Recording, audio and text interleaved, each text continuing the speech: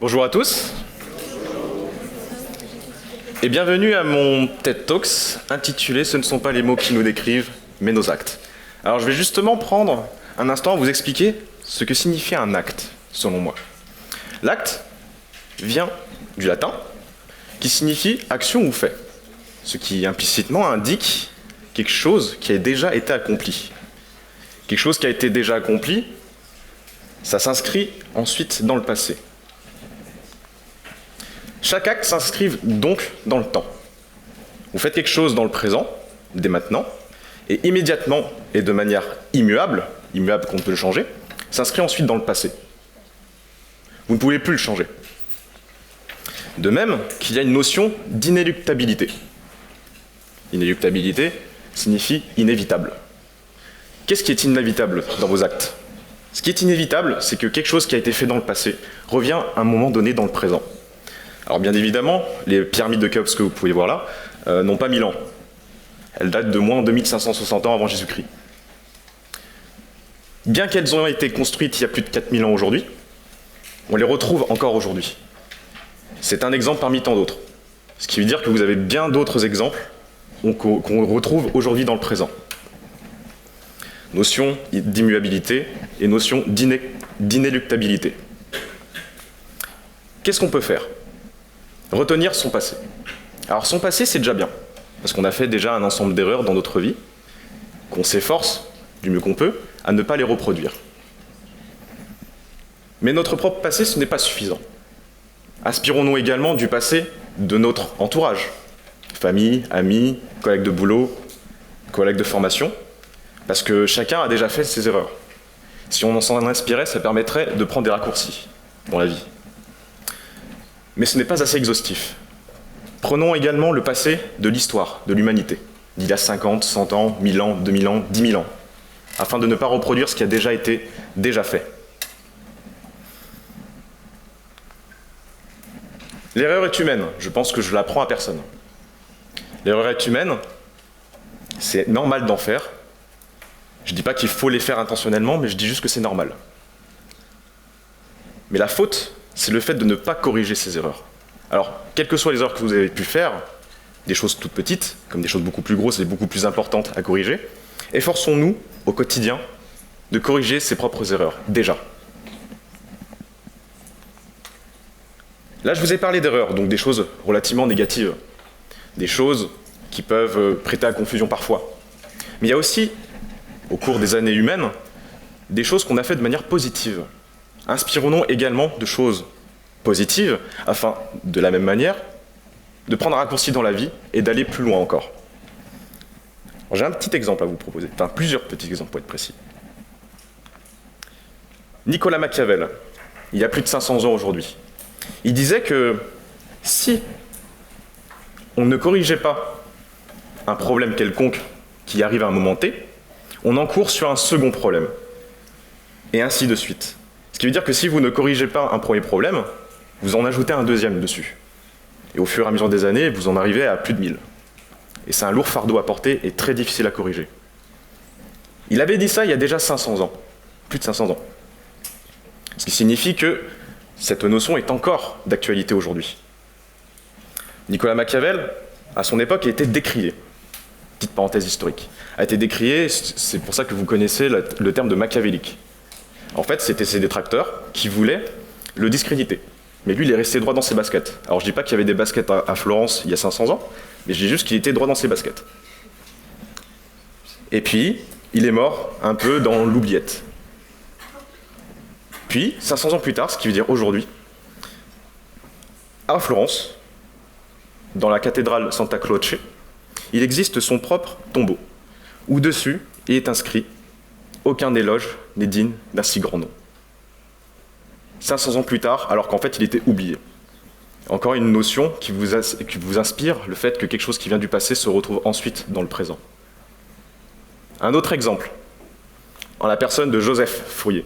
Alors pour ceux qui sont un peu scientifiques d'entre nous, Joseph Fourier était un physicien français. Mais on ignore aussi son côté politique. Il était préfet d'Isère, donc pas trop loin d'ici.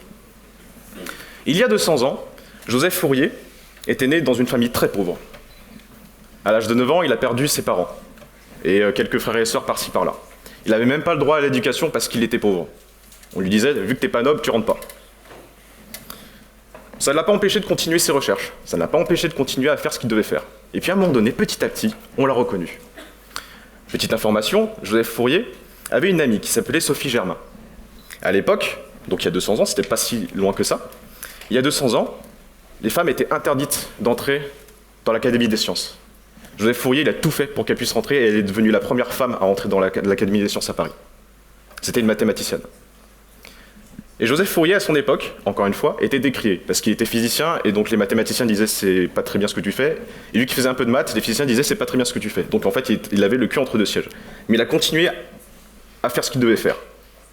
Et puis, il a inventé les transformés de Fourier. Enfin, il les a pas appelés transformés de Fourier à son époque, hein. Il les a appelés juste transformés. Et 200 ans plus tard, ce qui veut dire aujourd'hui, Internet est arrivé. Alors quand je dis Internet, c'est pas quelqu'un, hein, c'est un concept de réseau. Internet est arrivé et il a fallu transmettre des données. Le problème, c'est que les données étaient trop grosses. On n'arrivait pas à les faire transmettre. Et le concept de transformer de Fourier est arrivé. On a pu compresser les données, son, images, vidéos, afin justement de pouvoir les transmettre. Et à son époque, il n'était même pas conscient qu'on allait utiliser son concept. 200 ans plus tard, de manière massive et mondiale. Encore une fois, une notion qui explique que quelque chose du passé revient ensuite dans le présent à un moment donné. Alors que pouvons-nous faire à part retenir le passé? Il faut vivre dans le présent. Il y a une notion d'immédiateté. Ça veut dire que si vous voulez faire quelque chose dans l'action, vous ne pouvez pas le faire dans le passé parce que c'est déjà dépassé. Vous ne pouvez pas non plus le faire dans le futur car ce n'est pas encore arrivé. Vous pouvez le faire maintenant. La question qui se pose, c'est que devons-nous faire maintenant? Davantage écouter l'autre. Nous aimons donner son point de vue, son avis.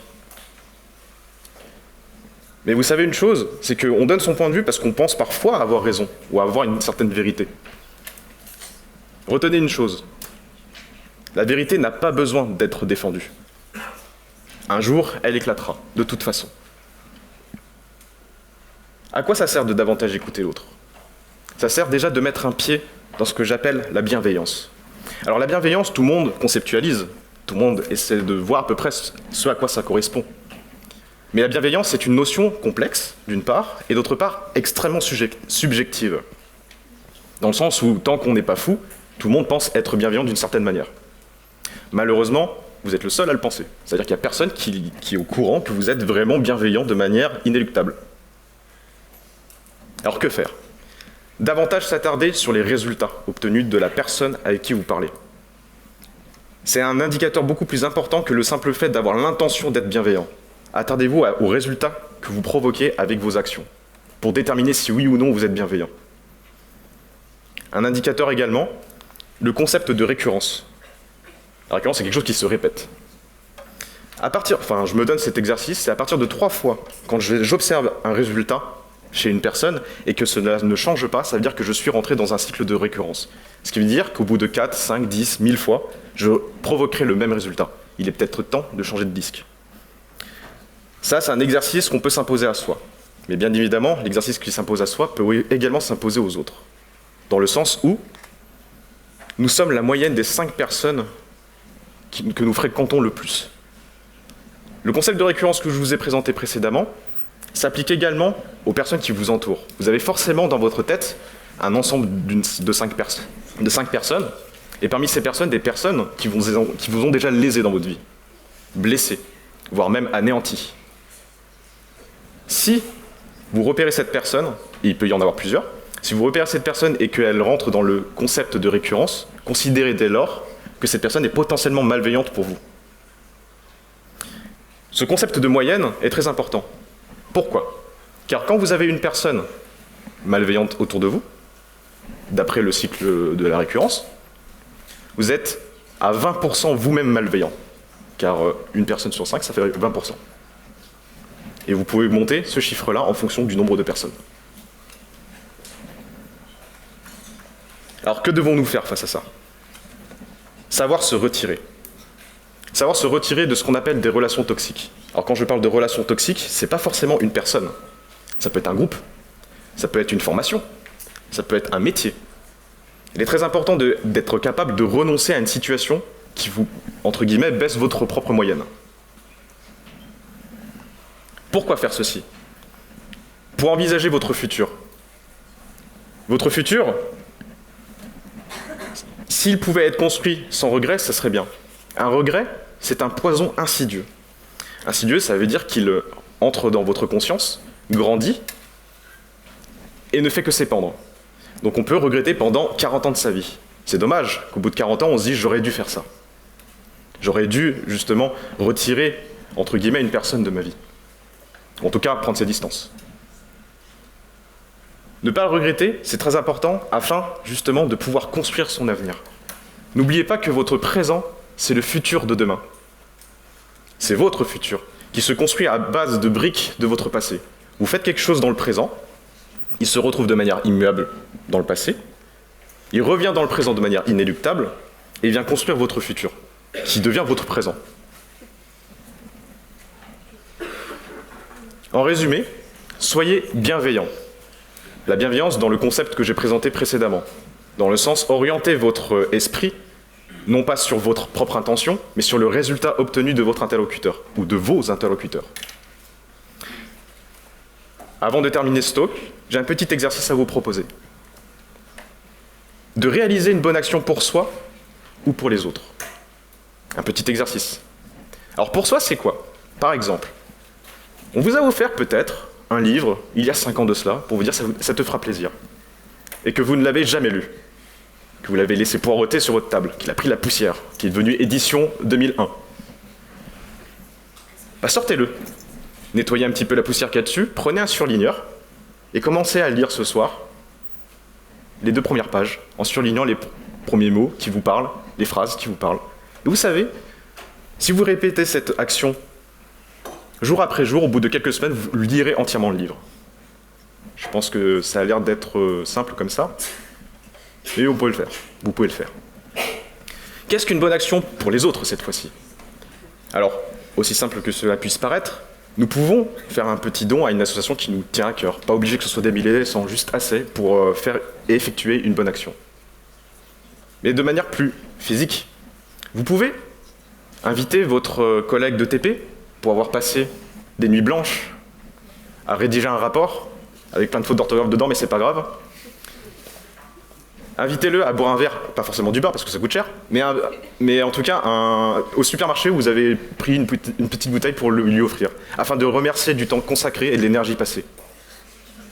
Mais vous pouvez également, dès demain, quand vous allez avoir cours, vous pointer à une salle de cours dans laquelle vous êtes convié, et de remercier votre professeur pour le temps consacré et l'énergie accordée à faire de vous quelqu'un de meilleur demain. Ça, vous pouvez le faire dès demain. Merci de votre bienveillance.